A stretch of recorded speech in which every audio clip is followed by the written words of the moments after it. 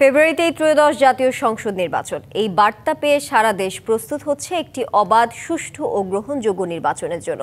ভোটের এই হাওয়ায় কি ভাবছেন সাধারণ মানুষ থেকে শুরু করে আগামীর জনপ্রতিনিধিরা, সে কথা জানাতে ডিবিসি নিউজের ইলেকশন এক্সপ্রেস ছুটে যাবে সবগুলো সংসদীয় আসনে। আজ সারাদিন থাকবে সংসদীয় আসন ৫ বা ঠাকুরগাঁও ৩-এ। ডিবিসি নিউজের বিশেষ আয়োজন সিএসআরএম ডিবিসি ইলেকশন এক্সপ্রেস। আজ সারাদিন আছি ঠাকুরগাঁও ৩ আসন। আমার সঙ্গে এই মুহূর্তে যুক্ত আছেন জেলা বিএনপির সহসভাপতি। কথা বলবো, জানার চেষ্টা করবো আগামী নির্বাচনে এই আসনটিতে বিএনপি কতটা শক্তিশালী, কতটা প্রস্তুত রয়েছে। স্বাগত আপনাকে সিএসআরএম ডিবিসি ইলেকশন এক্সপ্রেসে। শুরুতেই আপনার কাছে প্রশ্ন রাখতে চাই যে বিষয়টা, সেটা হচ্ছে আমরা সারাদিন এই ঠাকুরগাঁও ৩ আসনে ঘুরেছি, সেখানে বিএনপির একাধিক প্রার্থী আমরা দেখেছি, পাশাপাশি জামাতও একটা শক্তিশালী দল। আপনার কাছে কি মনে হয় আগামী নির্বাচনে কতটা চ্যালেঞ্জ হতে পারে এই আসনটিতে? ধন্যবাদ ডিবিসিকে এবং ডিবিসির মাধ্যমে ঠাকুরগাঁও ৩ আসনের সর্বস্তরের জনগণকে এবং দেশবাসীকে। জামাত বিএনপির জন্য চ্যালেঞ্জ না। জামাত যতটুকুন আলোকিত হয়েছে বিএনপির আলোয় আলোকিত হয়েছে। এই মুহূর্তে বাংলাদেশের সর্ববৃহৎ রাজনৈতিক দল এবং সবচাইতে জনপ্রিয় রাজনৈতিক দল হলো বিএনপি। এর ভারপ্রাপ্ত চেয়ারম্যান জনাব তারেক রহমান, উনার জনপ্রিয়তা এই মুহূর্তে আকাশচুম্বী। আর আমাদের ঠাকুরগাঁয়ের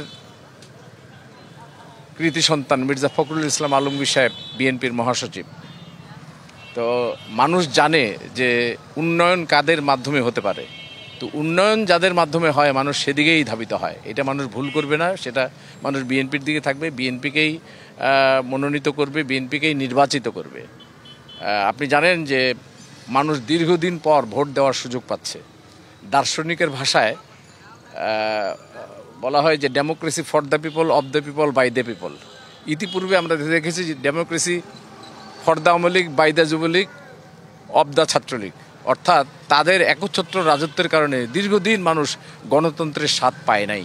এই গণতন্ত্রের স্বাদ পেতে চলেছে এবং মানুষ বিপুলভাবে, যারা এই গণতন্ত্রের পুরোধা বলবো, এই উত্তরণের পুরোধা বিএনপি এবং আমাদের ভারপ্রাপ্ত চেয়ারম্যান বেগম খালেদা জিয়ার নির্যাতন এবং হাজার হাজার নেতাকর্মীদেরকে গুম করা হয়েছে, ইলিয়াস আলী চৌধুরী আলমকে গুম করা হয়েছে, আমাদের নেতাকর্মীদের নামে, আমার নামে 5টা মামলা, এরকম আমাদের অসংখ্য নেতাকর্মীদের নামে মামলা, আমাদের মহাসচিবের নামে মামলা। এই মামলার কারণে আমাদের প্রত্যেকটা নেতাকর্মীর পক্ষে সাধারণ মানুষের যে সমর্থন, আর প্রত্যেকটা নেতাকর্মী আমাদের যেই হারে শক্তিশালী হয়ে আছে, এখানে একটা ভোট বিপ্লব ঘটবে এবং বাংলাদেশের একটা অভূতপূর্ব নির্বাচন ঘটবে এবং মানুষ এই নির্বাচন তো আরও প্রতিদ্বন্দ্বী করবে, আরও মনোনয়ন প্রত্যাশী আছেন বিএনপির। তো সেক্ষেত্রে কতটা চ্যালেঞ্জ হতে পারে বা আপনি পাবেন, এটা কতটুকু নিশ্চিত? আমি নির্বাচন করলে আমি মনোনয়নে আশাবাদী এই কারণেই যে আমি পারিবারিকভাবেই জাতীয়তাবাদী পরিবার। আমার আব্বা মুসলিম লীগ করতেন। এখানে মির্জা রুহুল আমিন সাহেব, মির্জা ফখরুল ইসলাম আলমগীরের সঙ্গে ওনারা একসঙ্গে ঠাকুরগাঁও রাজনীতি করেছেন। আপনি জানেন যে ঠাকুরগাঁও সুগার মিল, এই ঠাকুরগাঁও সুগার মিল নির্মাণের ক্ষেত্রে আমার বাবার অনেক বড় অবদান আছে।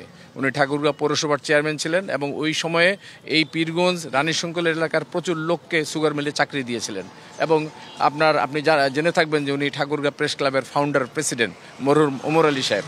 তো সব কিছু মিলে আমি দীর্ঘদিন 43 বছর ধরে এই দলের রাজনীতি করি। আমি কলেজের জিএস ছিলাম, আমি কলেজের ভিপি ছিলাম এবং আমি যখন জিএস ছিলাম তখন 25 বছর পরে ছাত্র ইউনিয়ন জিএস পদ হারায়। আমি যেবার ভিপি হলাম ওরা 26 বছর পরে ভিপি পদ হারায়, তখন আমরা পূর্ণ প্যানেলে জয়লাভ করি। তো এই অঞ্চলের মাটি মানুষের সঙ্গে আমার দীর্ঘদিনের চলাফেরা এবং মানুষ চায় যে তারুণ্যে ভরপুর একজন নেতৃত্ব। তা আমি বিশ্বাস করি যে জনাব তারেক রহমান সেই তারুণ্য এবং সততাকে প্রাধান্য দেবেন। আমার রাজনৈতিক জীবনে কোনো দুর্নীতি নাই, আমি কোনো অন্যায় করি নাই এবং আমার নামে কোনো দুর্নীতির মামলাও নাই। এছাড়া যদি অন্য কাউকে দেওয়া হয় তাহলে সেই প্রেক্ষিতে আপনি একসঙ্গে কাজ করবেন কিনা, তার হয়ে কাজ করবেন কিনা নির্বাচনে, ছোট করে উত্তর। গণতন্ত্রের সৌন্দর্যটা হলো নমিনেশন সকলেই চাবে, কিন্তু যাকে মনোনয়ন দেওয়া হবে সকলে মিলে তার জন্য আমরা কাজ করব। এটা গণতন্ত্রের সৌন্দর্য, এটাই হওয়া উচিত। এখানে বিরোধিতা করার সুযোগ নেই। এখানে দল যাকেই নমিনেশন দেবে আমরা সবাই মিলে তার জন্য কাজ করব, আমি নিজেও কাজ করব। ঠাকুরগাঁও 3 আসনে বিএনপির কোনো ভাগ আছে কিনা, বিভক্তি আছে কিনা? না, এখানে বিএনপির কোনো বিভক্তি নাই। বিএনপি এখানে ঐক্যবদ্ধ এবং বিএনপি এখানে অনেক শক্তিশালী রাজনৈতিক দল এবং বিএনপি মনে করে যে মির্জা ফখরুল ইসলাম আলমগীর ঠাকুরগাঁয়ের সব থেকে বাংলাদেশের মধ্যে শক্তিশালী মন্ত্রী হবেন এবং ঠাকুরগাঁও শুধু 3 না, ঠাকুরগাঁও 1, 2, 3 এই এলাকায় অভূতপূর্ব উন্নয়ন সাধিত হবে। এই জন্য আমরা মনে করি যে বিএনপির জোয়ার আমাদের এই এলাকায় অনেক বেশি থাকবে। অসংখ্য ধন্যবাদ আমাদের সঙ্গে এতক্ষণ যুক্ত ছিলেন। পরবর্তীতে আগে থাকছে সন্ধ্যা 7টায় ভিন্ন কোনো রাজনৈতিক দলের তৃণমূল পর্যায়ে নেতাকর্মীরা কি ভাবছেন আগামী নির্বাচনকে কেন্দ্র করে সেসব বিষয়ের সঙ্গে থাকুন। CSRM, DBC ইলেকশন এক্সপ্রেসে।